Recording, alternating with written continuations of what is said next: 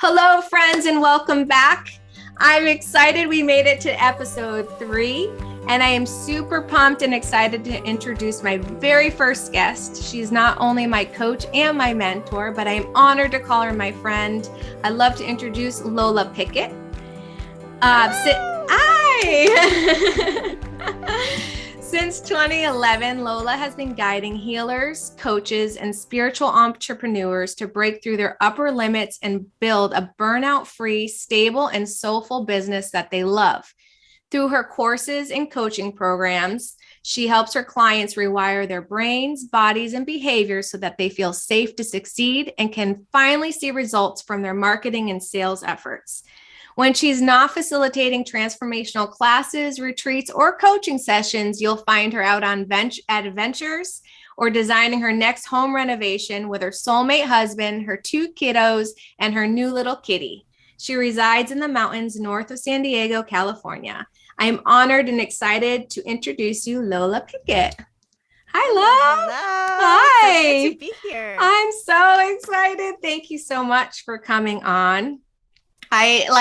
We were just discussing before we came on that I haven't seen Lola in probably 2 years, but I feel like it's like, oh, I just saw you yesterday.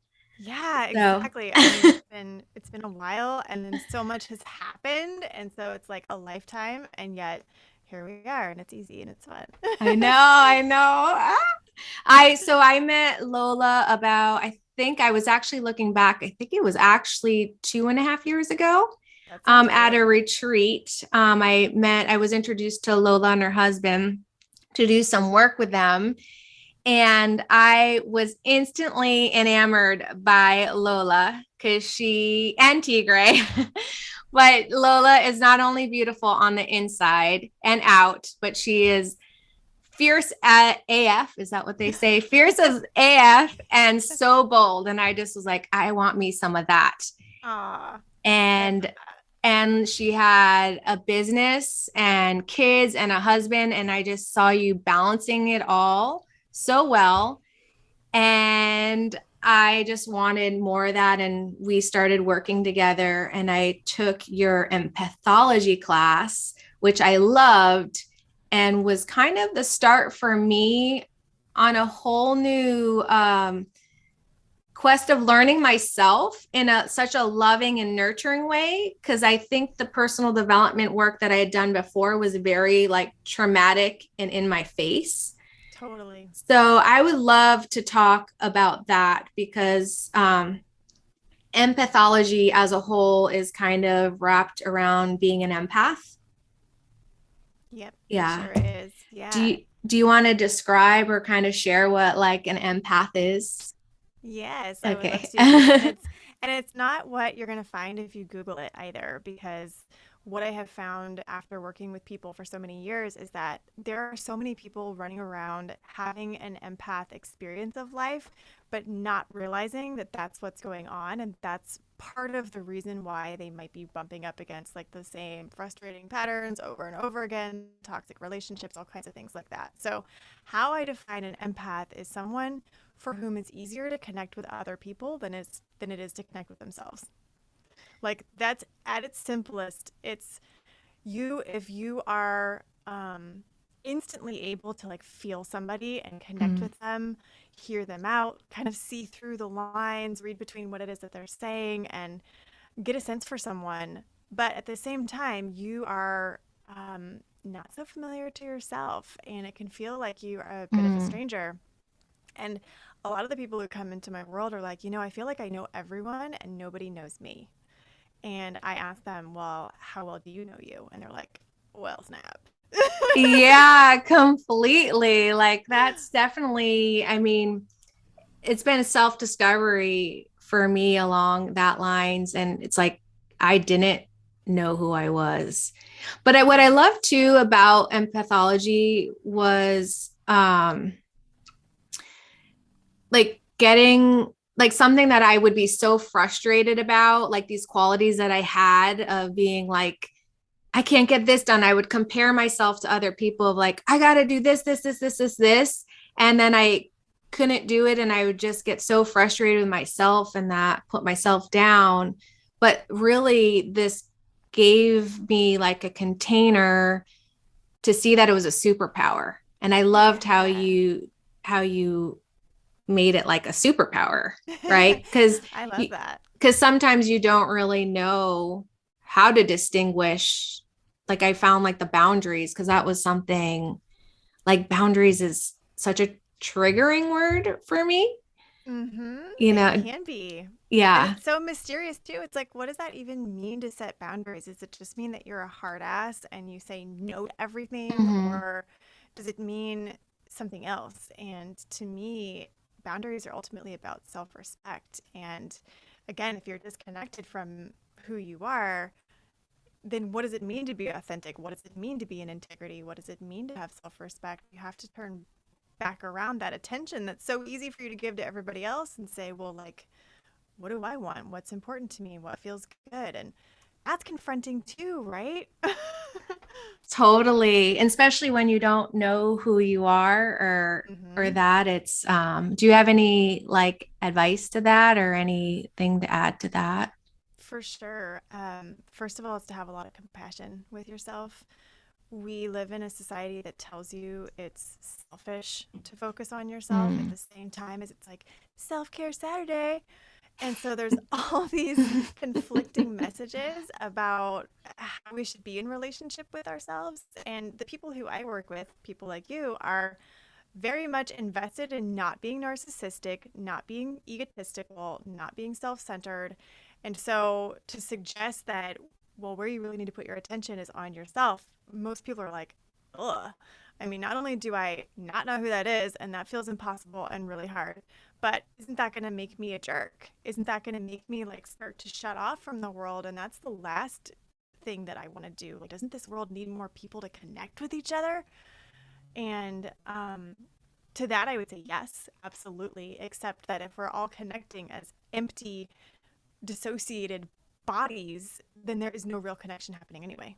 And so we really need to inhabit our skin. We need to know who we are. We need to have intimacy start with ourselves.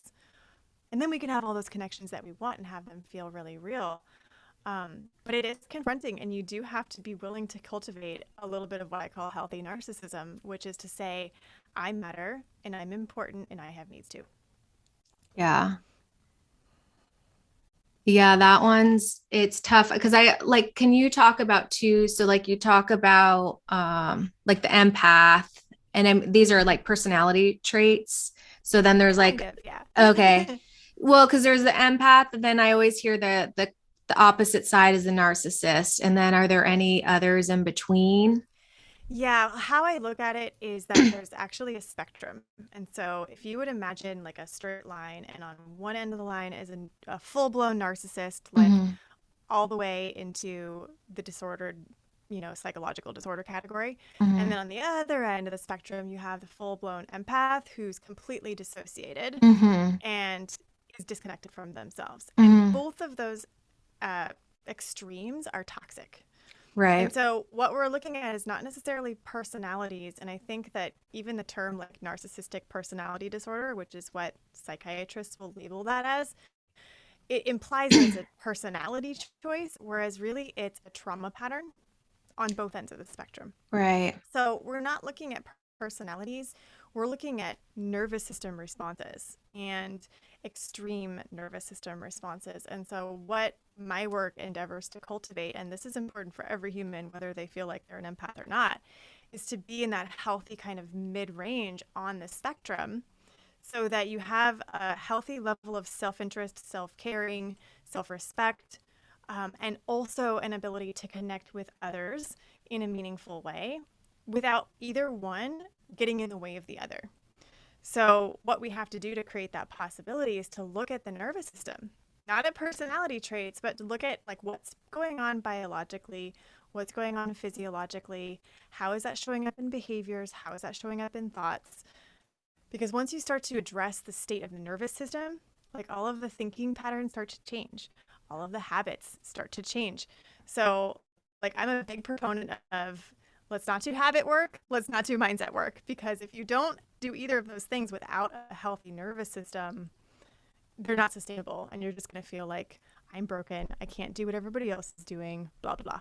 Right. So you look at like uplifting the nervous system before you change or you work on the patterns and the habits. And Exactly. that's what the whole empathology course is all about. That's Yeah, right. I mean, I thought it was really phenomenal because it does give, and I know you've redone it since, and I you've redone it since when I initially took it, and then Yep. I know I started the second edition of it too, but I now and then I was like looking back recently that I'm like, oh, I have to go through this all again because it's such Yeah. valuable stuff, and I notice you have put, or maybe it was in there first, but like the nervous system resets and stuff like that, Oh, which yeah. I see more and more like the valgus nerve like exercises. But can you like speak to how important like resetting your nervous, because even like I Yes. think even when I was recording my first episode, we were chatting, you're like, you should go do the exercise. And it was like instantly like calming. So like the Yes. importance, like how someone can notice when, because I didn't know I was going in an attack that day, and you're like, I think you're spiraling, and I'm like, yeah, I think Mhm. you're right, but I just was like, this is what I'm like, I gotta go, like, Yeah, and so I, like just noticing when you're in that, and then like some tools that for people can sure. do. Yeah, so that is absolutely step number one is to figure out what your nervous system kind of default settings are for when you're going into protection mode. And it looks a little different for everyone, but there are some pretty consistent patterns. One of them is procrastination. So every time you sit Mm. down to do that important thing or that challenging thing, Mm-hmm. you find yourself doing what? Like flicking through 17 browser tabs to see, like, did my pants that I was looking for ever ship?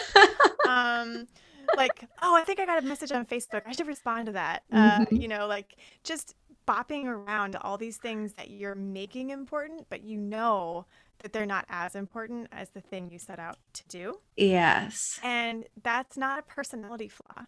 I think a lot of people think like, well, I'm just a procrastinator. Like I'm just somebody who has to have that kind of pressure in order to like hit my deadline or whatever. And what's happened is that over time, your nervous system has cultivated a stress response where you need that kind of stress in order to perform. And it's a pattern that can be changed. So Oh, wow. yeah, Yes. right? So Yeah, it's just like it's clicking to like, me too. ah, I could see myself doing that. yeah. I mean, like, and procrastination is funny because we often don't really even notice that we're doing it until we're Mhm. like 5, 10 minutes in and we're like, Mhm. wait, what was I gonna do? Like, I was not doing this. Why am I Mhm. over here? Why am I in front of my fridge looking for a snack right now? Like, I'm Yeah. not even hungry. And we do this to stay safe because what procrastination is showing you when that's happening is not only that you're scared of whatever it is that you're doing, that it's an intimidating task or like you're not exactly clear on what it is you need to be doing, so you feel overwhelmed, but it's also an indication that you're afraid of what could happen if you succeed at that task. Yeah, I remember I was actually re-listening to some of the work recently too, and that like kind of hit me. So it's not like I can't do it, but we actually stop ourselves Yeah. from succeeding. And that is so brilliant. And I don't actually know how to even break through that. Like, do you have any pointers on Yeah, how well, to break through? exactly. Yeah. Exactly what I guided you to try, which is to Mhm. start to, first of all, pattern awareness is everything. So, unless you recognize that this is happening, you can't change it. It's very, very Right. hard to just like subliminally hypnosis yourself into a new level of existence, like Right. without having the internal Darn. architecture to support it. I wish that was true. I just haven't seen it play out. It's like Yeah. there's a lot of things that sound good, but they don't really work that well unless you have a regulated nervous system. Then we're Right. fine.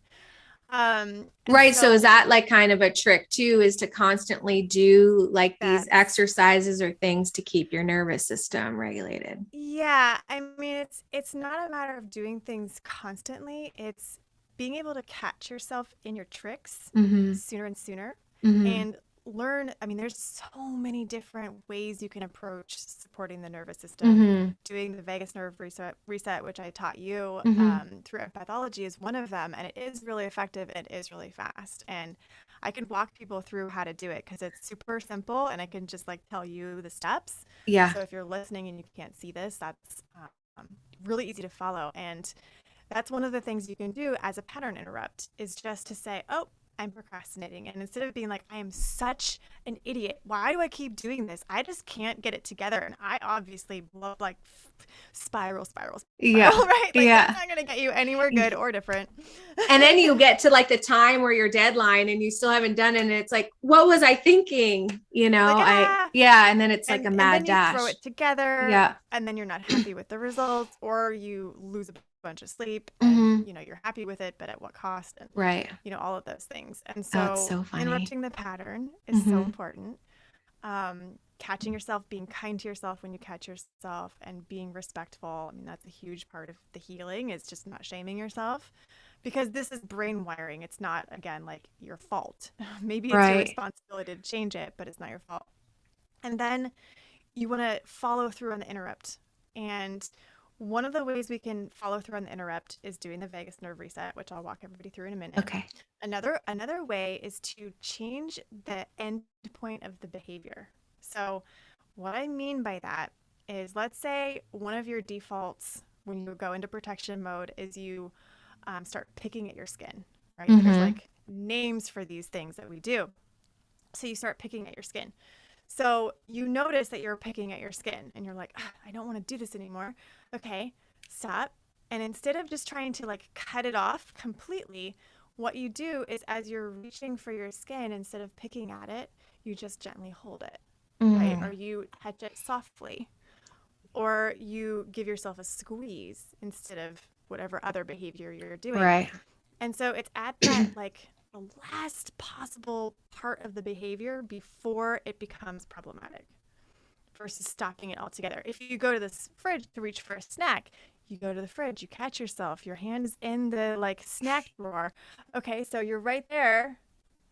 You're like, all right, I'm just going to reach 1 inch to my left. And I'm just going to like put my hand there for a second. And I'm just going to check in with myself. Like, am I actually hungry? Cool. I'm hungry. All right. Am I going to eat this thing? Like, you just want to slow it down, right? Right. Because we're on autopilot so much that if you start paying attention, first of all, even your bad habits can actually become satisfying.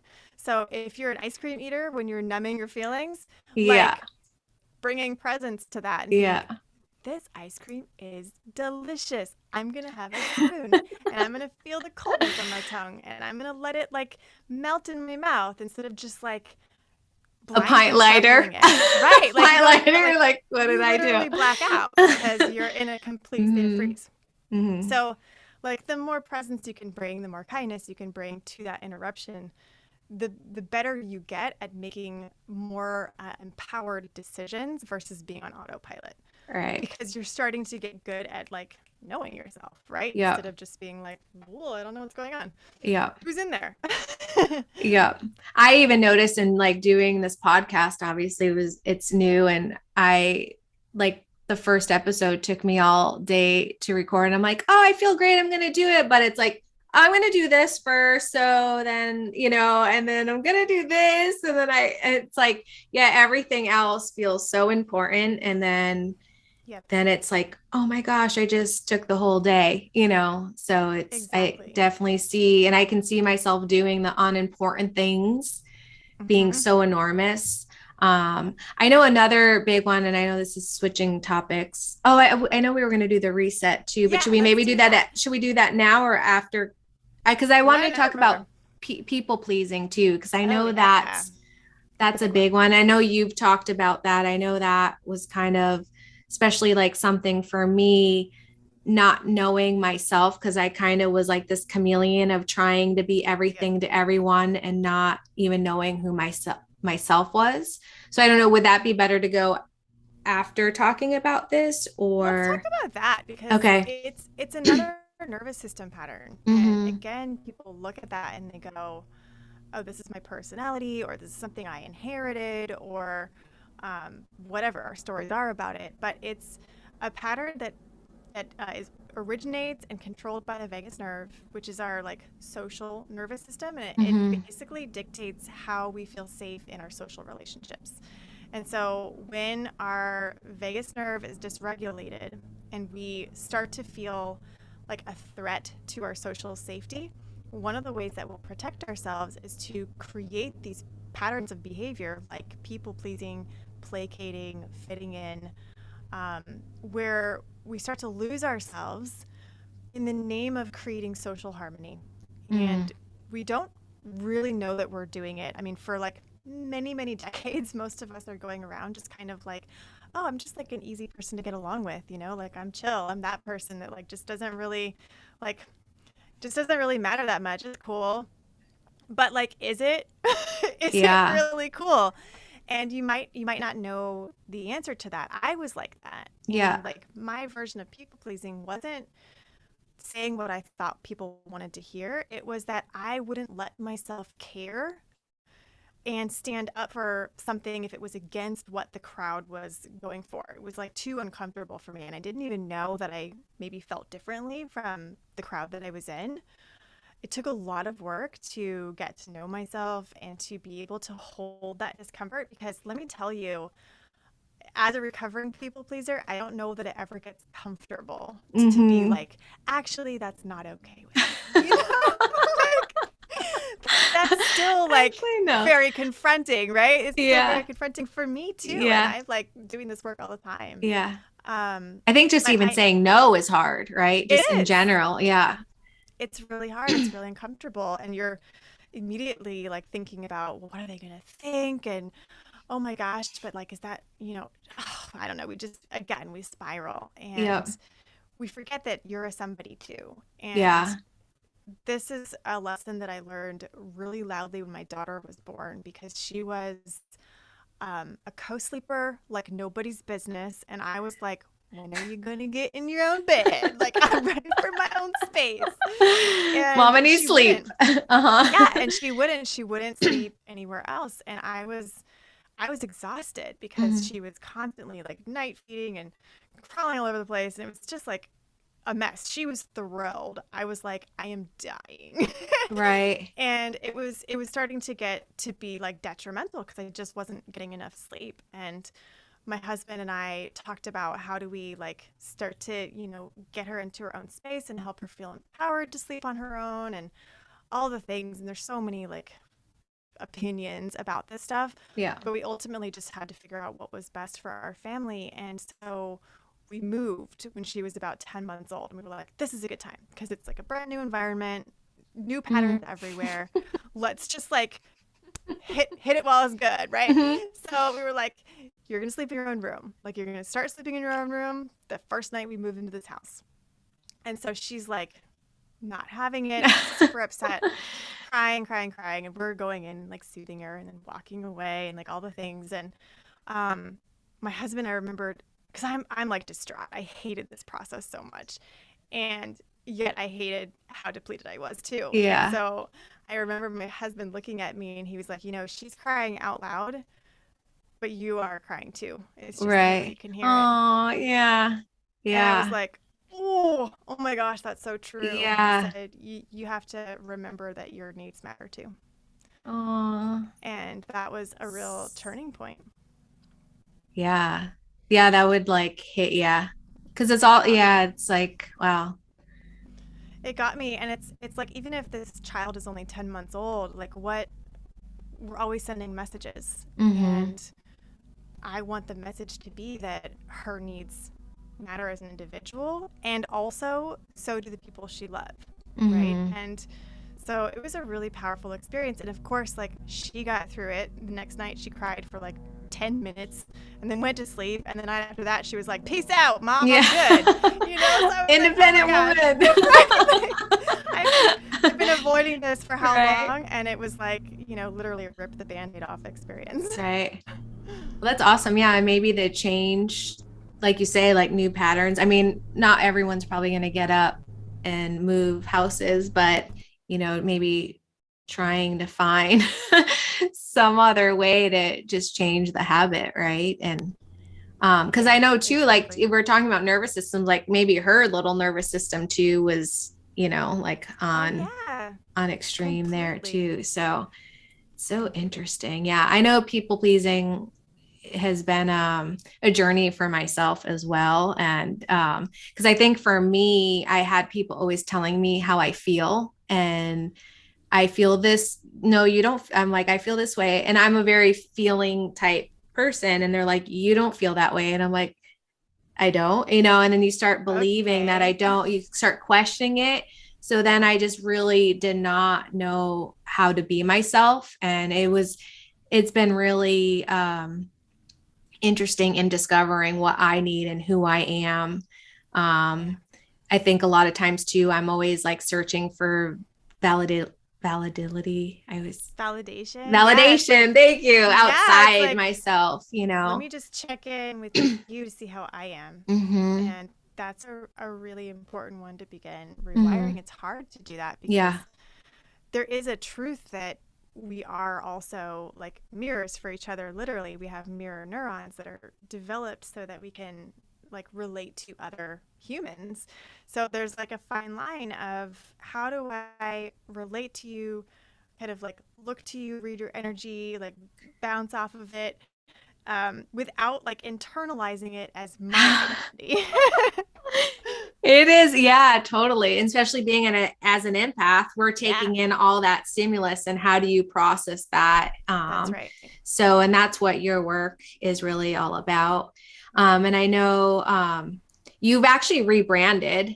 Is that too? Because I love your new branding, like going into fierceness, like that is fucking badass. Like Yay! I love your branding, and you guys always have phenomenal branding and just the stuff that you put out there. And I think you and Tigre do it, We correct? Yeah. do. We do. Yeah. And I love to talk about, I mean, I don't know how much more time you have, but I'd love to talk about too, because I know you had a job where you just were not really into it. Actually, like, I don't know too, like, I know you had a job, and I know this could probably conversation could go on forever.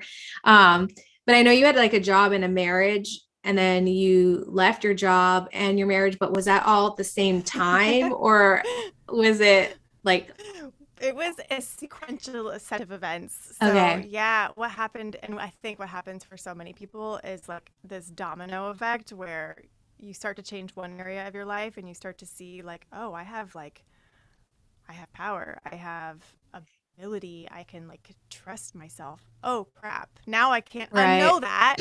Now everything right, else in my yeah. life is up for review. And that definitely happened to me. So it started with my job, and I had this corporate job. I was a failure of a realtor. I tried it for a year thinking I watch HGTV and I love houses and I could talk about houses all day long. So I would be the perfect realtor. Yeah. Well, I made that decision in 2007, which, if you were in California in 2007, the real estate market Wait. took the biggest Mm, nosedive it had ever seen. mm-hmm. And so I like timed that completely wrong. Not to blame that because there were still many people who were doing fine, but I Right. just But couldn't you're like getting get started. going. Yeah. I was You're getting getting started started. and I'm like not the cold collar type anyway, so I just don't think it was the right path for Mm-hmm. me, but I failed at it miserably. I tried for a year. And so after that I was like I just got to get a job. I just got to Mm. get a job. I have to contribute. I mean, I'm in a dual income household. There's not really the option of me not having a job. I'm actually the breadwinner, and we've been like praying for a year for me to earn some bread. So it's not happening. So I basically like took the first job that I got, and that first job that I got sounded a lot better than it was.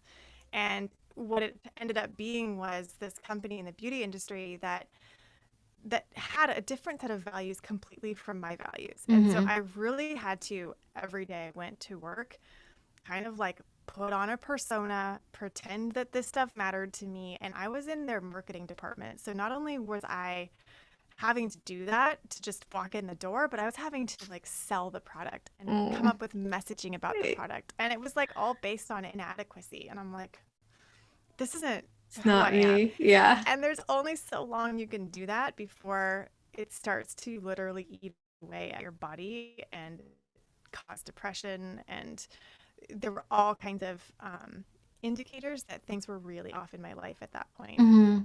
And then I got pregnant. So I felt Mm-hmm. like I was really stuck. It was like, I have to keep providing for our family. I need the stability of this job, blah, blah, Mm-hmm. blah. And so I stuck it out. And after I had my son, they let me work from home, which I thought was a big blessing. And it was a lot rarer then than it is now. And so I was working from home one day and I saw this Facebook post, and like my 10-month-old was crawling under my chair. I was trying not to run over his chubby little fingers while I was like social scrolling to avoid my work. Hello, procrastination. Mm-hmm. Um, Mm-hmm. and this Facebook post said, all parents are liars, in like these big bold letters. And underneath it, it said, because they'll tell their kids that their dreams can come true while clocking in every day at jobs they hate till they die. And I was like, Wow. whoa. I mean, it was like, It's another moment, right? Like in your yeah, it was face. just Yeah. like, oh my gosh. And it was just one of those orchestrated events where like I landed on the perfect thing that I needed to see.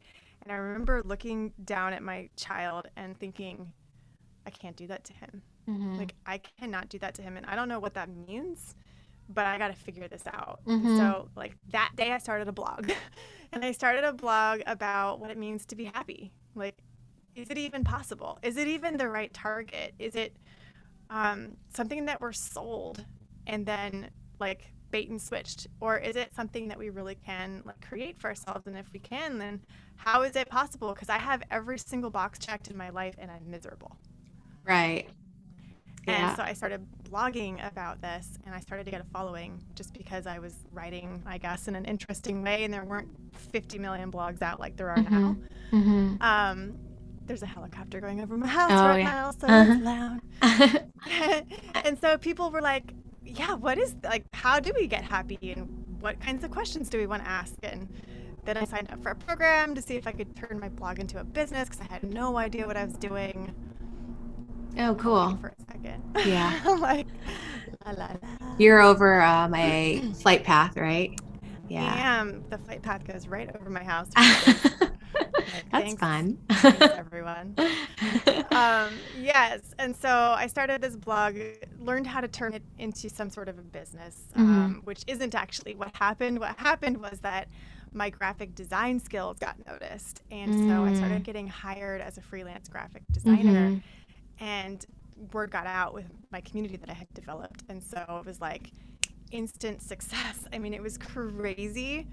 I went from my corporate job making $15.63 an hour to making like $150 an hour Awesome. and Mm-hmm. more. And I was Yeah. like, oh my gosh, I can do this. And so like there's all these gifs online that you can search for I Uh-huh. quit, where it's like, I quit. And I totally had that moment with my boss. And he was like, I'll see you in 3 weeks. Oh, he thought you were gonna be back? Yeah. Oh. He's like, good luck out there, little lady. I'll see you in 3 weeks. He was from Dallas. I love And I was like, you will never see me again. it. Peace And out. peace out. And it was a peace out moment. I Yeah. never had to go back. And that just started a whole chain of events because Yeah. once I saw I could take the financial freedom into my own hands, it was like, well, what else is not aligned? What else am I living as a message to my child that isn't the way that I want to be? And first marriage very quickly disintegrated after that kind of question. And it led to all kinds of incredible things in my life. So it wasn't easy, but it definitely created the opportunity for me to see who I was wanting to be and whether the dreams that I had made true were even mine to begin with. Wow, that's phenomenal. I love that story. I know I could probably keep hearing that over and over because it's so inspiring. And I love hearing how you and Tigray got together and, hope it's 444, by the way, our Woohoo! spiritual guides are with us. But, Switching I, headphones. oh yeah, no, yeah. You wear these? Okay. At times, it depends on which ones are charged. Yeah. And I know I'd love to have you back on and maybe have you and Tigray on because I love your love story and how you guys got together. But yeah, I find that really inspiring because it sounds like too that your kids have been your inspiration and how you can be an example for them. And then that's kind of how you kind of showed up. So I love that because I don't have kids, but I just, I think that's really awesome to see like how do I want them to see me? And then you kind of Yeah, showed up and you saw the imbalances and how do you put it back into integrity, would you say? Or is that kind of how it went exactly. down? Yeah, Yeah. exactly. It's like I don't believe in lip service, like any way, shape, or form, which is why that job couldn't ever have been like the end of the road for me.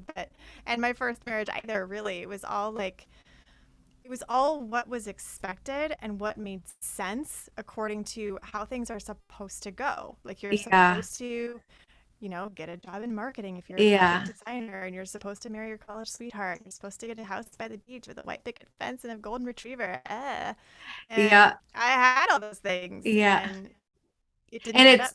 it's funny because when I met you, that was kind of where I was at in my life was like the things like, well, I did all this stuff and this I don't feel good. Like What's I wrong checked, with I went to me? college, I went, I got married, and I mean I love my husband, but like I did Yeah. all this stuff and it's like, but I don't feel any better. And it was No. like kind of all the things that you're told to do was kind of like unwinding for me. And now it's Yep. like a creation, really. That's right. It's like a creation, and Yeah. and that's like what we have forgotten in the 10,000 years that we've been in civilized society is that we have a lot of creative power as an apex predator, as a really potent animal, and we've lost that connection with what it means to be a human. Mm-hmm. And what it means to be a Mm-hmm. human is like not living as a robot, not shutting yourself off from nature,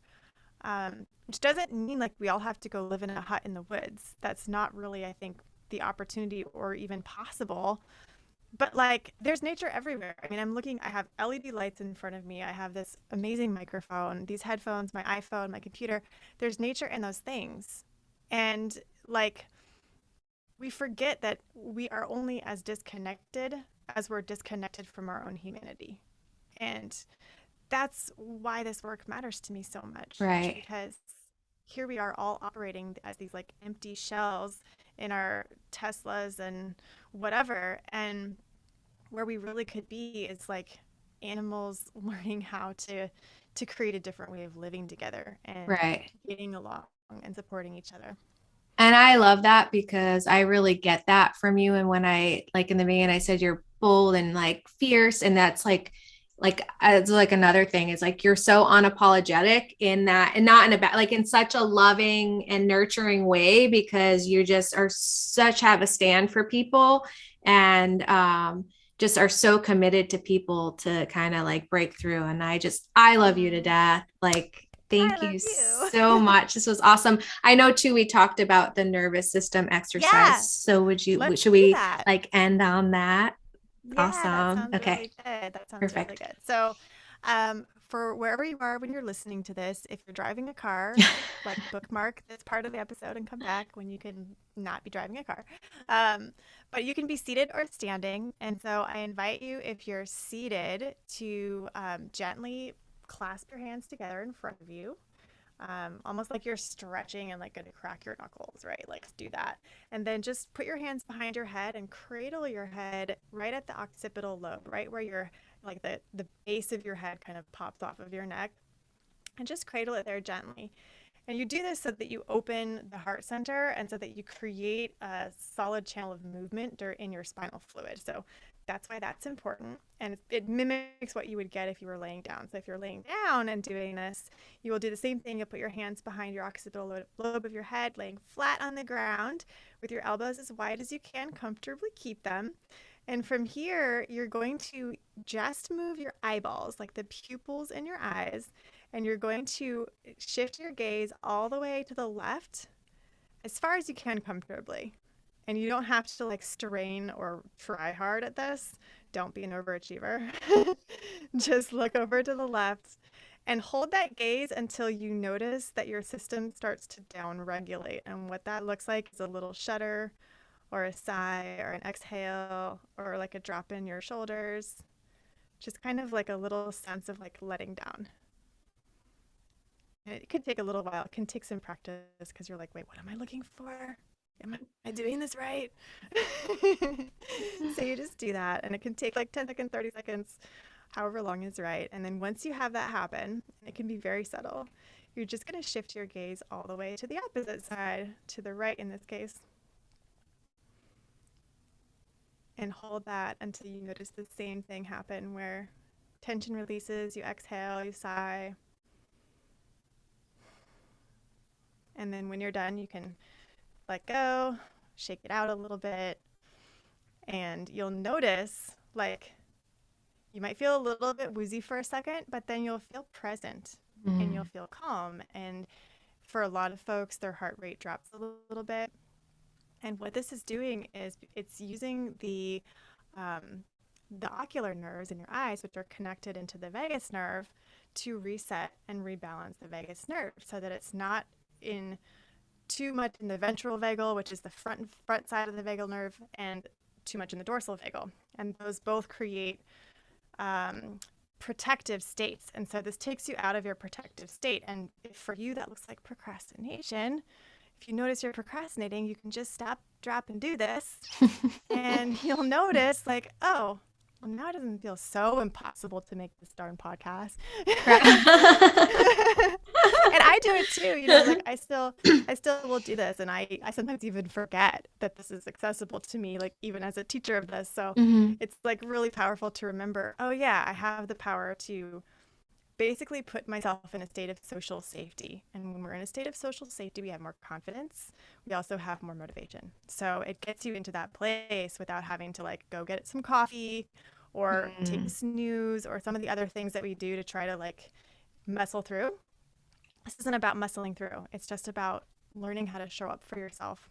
Yeah, I love it too because I feel it instantly. Like it's like, oh, I love it. Yeah. Yeah. So relieving. Yeah. Thank you so much for coming on. It was great.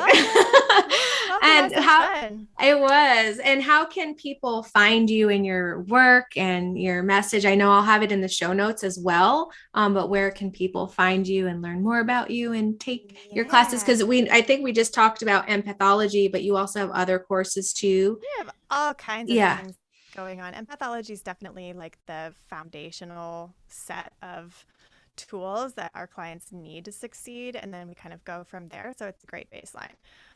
So folks can go to empathology.co and get on the waitlist for the next round of that class. And you can also go to empathology.co/boundary-scripts, or you can go to my other website and I'll get you a link for that too. But that'll get you some scripts to help you with your boundaries because they are complicated. Yep. It is hard to know what to say, and there's all kinds of awkward situations we get into with friends and family and kids and clients, and this kind of gives you a script for most of the scenarios that you're going to run into where you're like, my husband keeps asking for my time and I like really need to do this thing, but I don't want to say no. So how do I do that? So I'll help you with that. Okay. So yeah, if you just go to moonandmanifest.com, which is my main website, go there /boundaries and they'll get you there. Okay. And Moon and Manifest will also get you to all your courses too, all right? Of my stuff, my podcast, like that's where my retreat is, like all of the things that are going on are there. Okay. Awesome. Well, thank you so much again. And this was awesome. I'm super pumped. I'm so glad. Thank you for having me.